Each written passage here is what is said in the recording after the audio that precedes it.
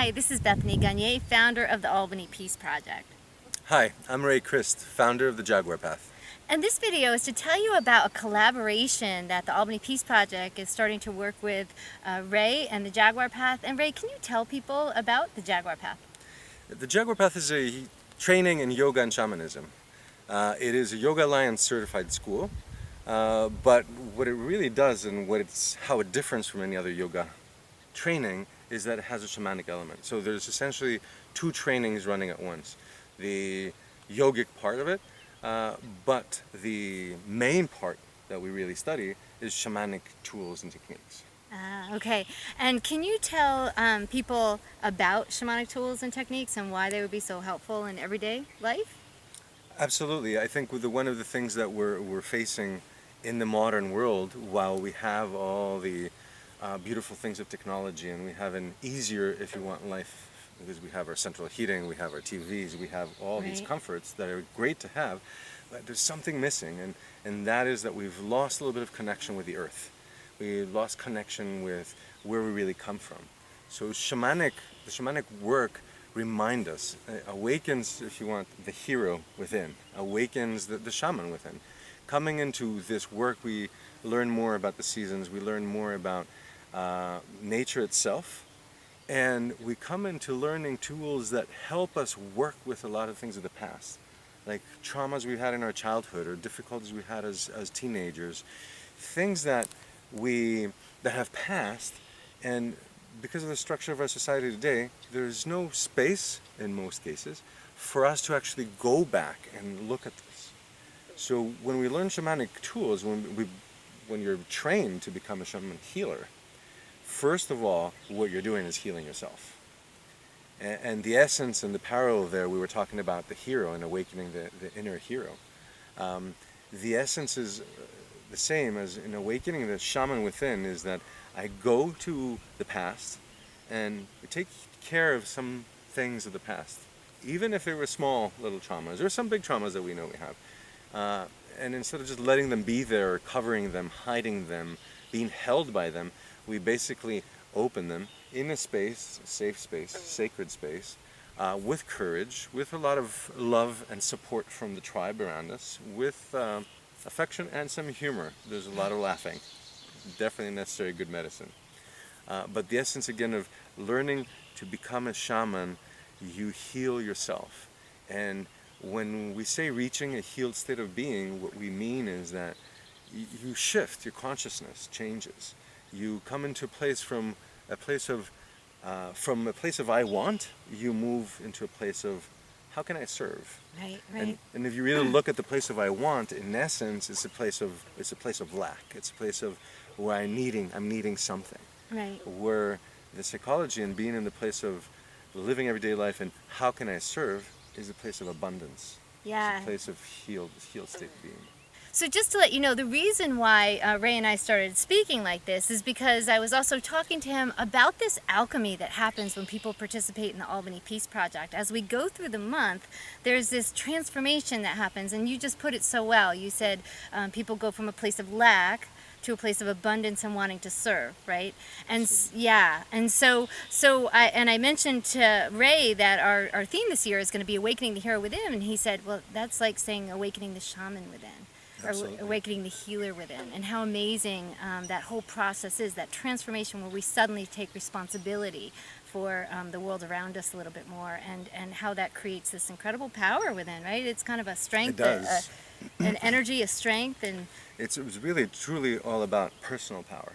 yeah. And when people hear personal power, sometimes they shy away from that. Right. The thing is that we've lost that idea of like, how can I have full personal power and be a healer? Right. In my full personal power, take care of the earth, take care of my surroundings, Right. be in the place that I can take care of myself, Right. and all those who I love that are around me. Right. And you explained to me that before, that's why we need the power to care for others. It's not like to have power to be power over. It's about utilizing power so you can serve more, right? Absolutely, absolutely. Yeah. It seems like for us, when we hear power, we think of someone that's in power or in a place of abusing power, and we kind of shy away from it because we've attached those meanings to it. But in essence, coming to full personal power means that I can be a fully integrated person that lives with care for the others, that lives with empathy Right. and compassion for all those around. And coming into a place where I stand on my feet, I've really looked back. I've taken care of things in my childhood. I've taken care of things that were holding me back. Sometimes it's only some words. We do amazing practices of learning how to break down words and clearing out those neuron pathways.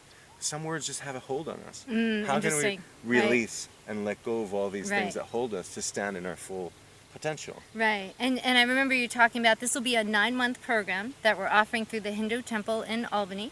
And the first 3 months you said are going to be about letting go, right? Release that you were just talking about, clearing the past, correct? Absolutely, absolutely. The whole training itself is based on the idea of a trilogy of a totem of the serpent, the jaguar, and the condor.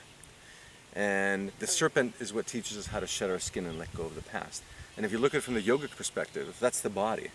How do I release some of the cells that have that cellular memory of a trauma? How do I get that out of my body? And if I do get it out of the body, it's not there anymore. It doesn't fuel a story. It doesn't awaken a story. The second part of the 3 months are the Jaguar. And Jaguar is, in the yoga, is the mind. And we all live in, yoga names it the monkey mind. But here we shift, we trade in the monkey and we get a Jaguar. And we become more acutely aware of our surrounding and more focused on what we do. And the third part, and that's the last 3 months of the training, we come into Condor. And the Condor gives us the gift of teaching us how to fly high above our life. How can I see life from above and see the greater picture? See who's around me, see what's coming up in the future. How can I make better informed decisions? Right, right. And the Condor itself teaches us how to always fly wing to wing with a great spirit. And in the yoga world, that's the soul. So we're healing our 3 perceptual states. Right. We're healing right. our body through different tools that we learn, shamanic tools. We heal our mind to make a more focused mind. Right. And we open our heart to this experience that's called life, to be more present and always feel connected. Right, right. So it'll be a year of transformation for people as they go through this process. Absolutely. And it'll be one Saturday a month, starting in October, going until May and October through June. June, right? In the Hindu temple in Albany, a wonderful location, beautiful people that are there, and I'm just really excited and looking forward to share with the people of Albany more of this work. Yeah, and look forward. I'll be kind of promoting some of Ray's work around the area so you can get to know more about the work if you're interested, and certainly reach out and contact us. And anything else? I will be bringing a shaman from Peru this June at Kripalu, and we will be showing up in different locations through the summer if you want to get a taste, understand a little bit more about what this work is about, what is shamanism exactly, and also get an idea of my teaching style and how the environment is created.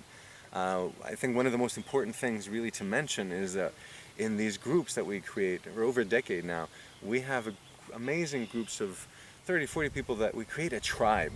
And you know, it's the thing is that if we're individual, it's really hard for us to make the big changes alone. Right. No one can do it alone. Right. I've had my support. Still have my support system, and still, then every year, the tribe itself is my support system. And within that support, with a tribe that holds us, in a place that we can go and we can show up and be ourselves, without holding anything back, without worrying about anything,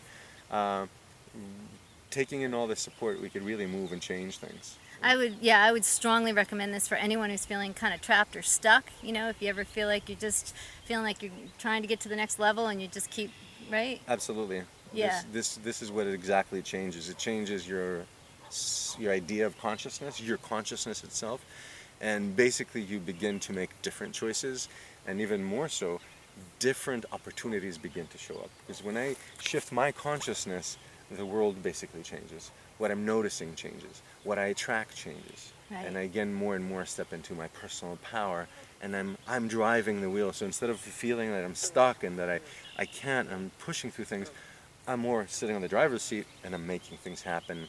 And even more so, things are happening now for me. Yeah. And I want to say it's a great opportunity for people that want to shift and change and move to the next level.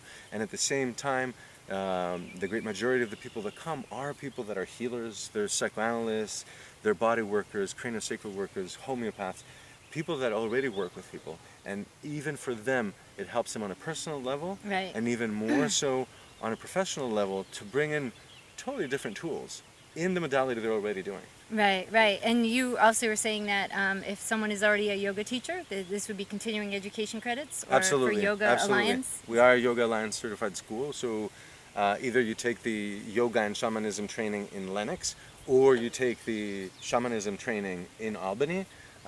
You still get you get more credits from the Yoga Alliance itself as continuing education. Excellent. So just stay tuned. We'll be sending you more information. There's more information below this video. And thank you very much. Yep, looking forward to it. Thank you. Bye.